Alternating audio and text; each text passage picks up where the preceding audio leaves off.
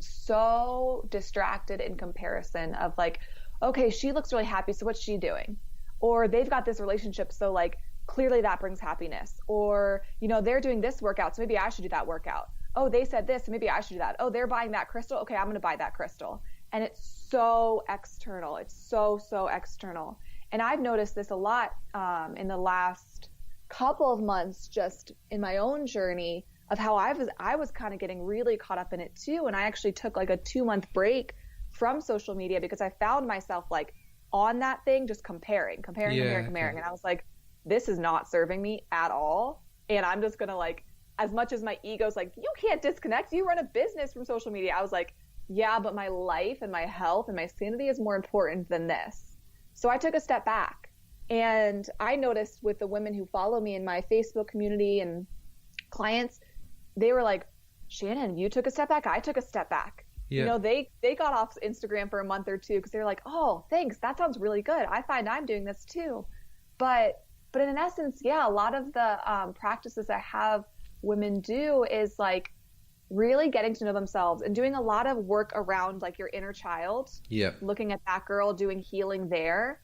And then also like seeing the things that you love about yourself and starting to boost those up. And also looking at though, like, okay, I love the fact that I am compassionate. How can I acknowledge that, own that, and be even more of that? Yeah.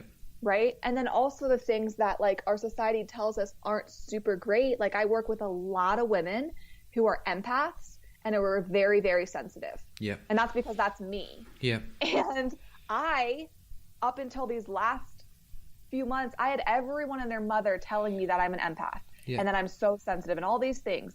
And I disowned it because when I was younger, I was always told I was too sensitive and too emotional and too this. And so I didn't want that label, identity, whatever. I'm also very introverted. I'm incredibly introverted. I love being in my own space, being by myself. And sometimes that makes it difficult as someone who's also identifies as a leader, but is also an introvert. Yeah. Right? Wants to grow her business and network, but also really wants to spend time by herself. And so things like that, I'm having women really look at and acknowledge and own. And so doing work with their inner child, doing mirror work where they have conversations with themselves and they just have a conversation around like, you know what? You're very sensitive and it's actually a gift. And I'm choosing to own this and create it into a gift rather than what society tells us, which is that it's a weak point or it's too much or it's too that. And you know what? You're introverted. You need your alone time and you need to start to honor that rather than buzzing around and doing all of these things. And starting to come back from a place of like, who am I actually authentically versus who am I trying to be? And can I be more of my authentic self in a bigger way, even though that seems scary too? Yeah. Yeah, there's this, like what you've just said there, Shannon, there's so much in that. Like there's stacks in that. And I feel like when you were saying that, I was kept coming back to just the importance, and you would talk to this all the time, but the importance of self-awareness to know what step to take when. So when do I want to go out and get energy from other people, but when do I need to be by myself? Because I know that space does energize me, and, you know, being empathetic and an empath is actually a good thing, but how do I use that to actually, you know, help people and give, because that's my purpose. It's so much there that if you haven't got the self-awareness to understand who's showing up or what's showing up at what times, it could be quite confusing and quite confronting and quite for people that don't know themselves that well. Mm-hmm. So that's what I saw in that, and I think it's really important for that. And the relationship with the self, it's just like, what's your relationship like with yourself, without going into too much detail? But cause I see that's for me, what I'm looking at, it's the most important relationship we have.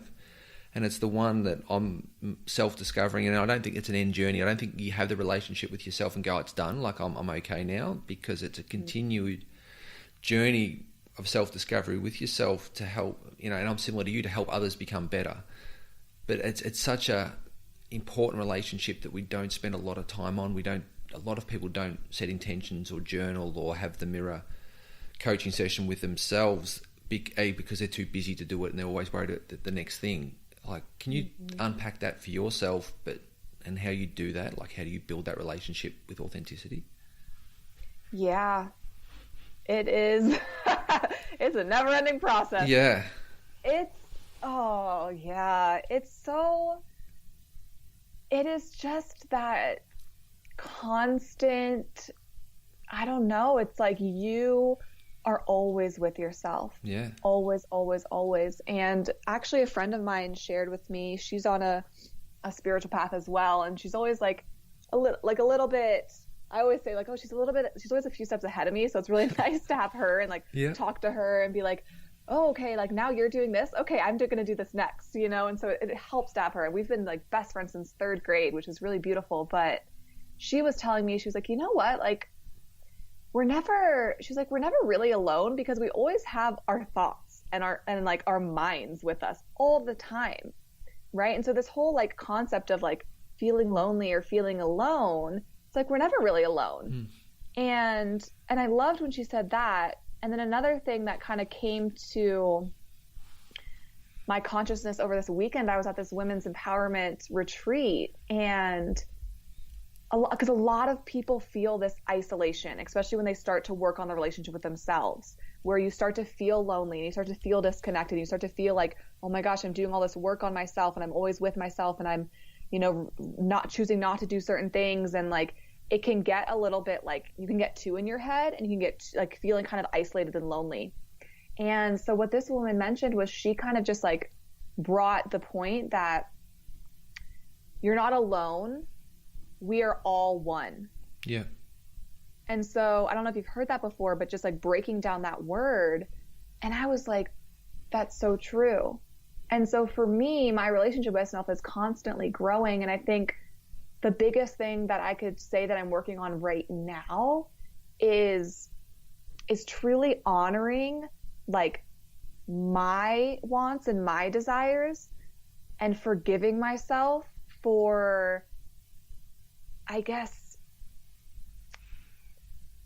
distancing myself from different relationships, from having to choose a different path, from all sorts of things. I think, you know, I've done a lot of work around relationship with my body and meditation, and now for me what's really coming up is forgiveness and feeling worthy enough to go after what I do desire. Yeah. And not let my mind keep me down and keep me stuck. And so yeah, I think it's just a constant evolution, and there's always layers and different things that come up, but it's kind of, I think when you can always come back to like love and compassion and ease for yourself, then you can kind of work with whatever kind of comes into your way. And when you start to tell yourself like, I am worthy, I am enough, and if I need to make this decision to not hang out with this person or to end this relationship or to end this career or pivot, it's okay. Yeah.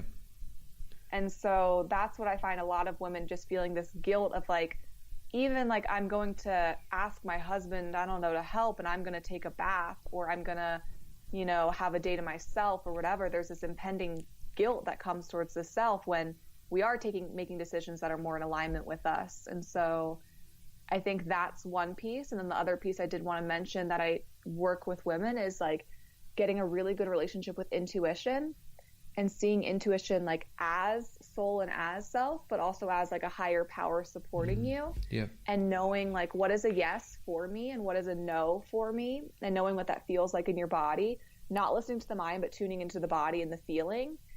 And then just using that as a compass and trusting that like, okay, if I honor my body's and my intuition's yeses, then this is going to be what's best for all. Yeah. And trusting that and working with that.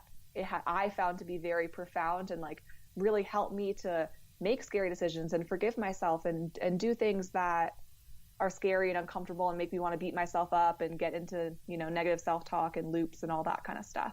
Yeah. Shannon, on that, how important is having, you know, a grounding pillar around purpose and values to then let that trajectory stem from? So if you know, and when I say purpose, the purpose from the heart and purpose from the head, but that connection, and then the values that you want to live and align to, that then allow you to, when you go off, you've got a place to come back to go, is this serving my purpose? Like my purpose for why I want to be on this planet, to give to others, for instance, or to be more compassionate being as a value. Like, do you work a lot with that within yourself and also with your clients, that there's a compass point around purpose and values that you can come back to and align back when you do get a little bit lost? Mm-hmm. So I guess it's a really interesting question, because to be honest, I don't do a lot of work around that. Yeah. I do have women in my group coaching program come up with a beautiful paragraph of like their beliefs and their stories, like not what their family wanted them to do or their friends or society. And so I have them do that. And I think that's a beautiful thing when you're like interacting with other people and just kind of feeling into, is this person in alignment? Is this not? But honestly, what I found best is like, does this feel good? Yeah.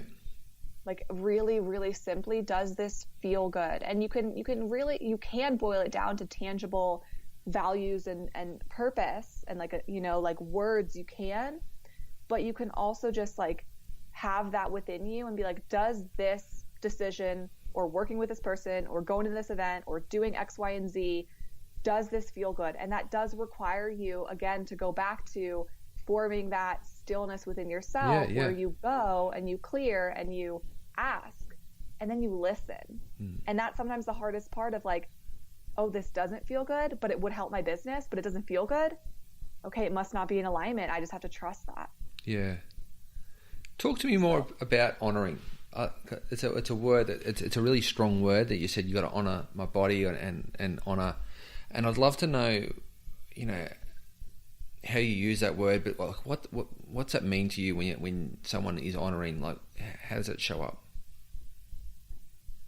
Yeah, so I think how that shows up, honoring the answer is because when we speak about purpose, all of us have, as souls, if we're on a spiritual path, like we do have a purpose. Yeah. And again, that can change, right? It can totally change. Like, for example, like I know deep down my purpose is to help people. Yeah. And a large part of those people, they're women and children, young girls. And I know that, but how that takes form, I don't know. Yeah. Right. Like I know how right now, but in the future, like I've got ideas. Yeah. Right. But I think it's honoring. Honoring is when you are living more in alignment and listening more to the higher self version of you versus the small version of you, the ego version of you that just wants to stay safe, stay small, stay stuck in old patterns. Yeah. And so honoring, it's like it brings in that level of like respect and love into what you're doing, because you respect that I am a soul having a human experience. I'm going to honor that spiritual aspect of me, and I'm going to listen. Yeah. Yeah. Yeah. It's such an interesting word, but there's so many words that are so powerful that I feel sometimes we say them without getting into the reason why and the importance of them. And when we begin to understand the importance of something like honoring, that we actually be really true to ourselves and understand that then we hold it with high regard rather than just say it without understanding what it's actually meaning or what it's doing to us. So that was why I sort of asked that question on that, because I think it's a really powerful word, and it's something that we really need to do is honour ourselves and honour our reason and our purpose for being here. Because if we don't, we're kind of doing ourselves a disservice, and we're only here for a short time. So we want to be the best version of ourselves we can, but that needs to be done with, a lot of authenticity and a lot of realness to who we are, and it takes a lot of courage, but we have to, or else if we don't, we haven't honoured this existence, for instance. Mm-hmm. And that's why I sort of went there. A word that's come up quite a bit, and a word that I play around with so much, and I love to get people's lens on it, is ego, because it's like it's a common word now, and it's getting spoken about a lot more. And obviously, it's an old word that's been through every sort of religion and text. But like, what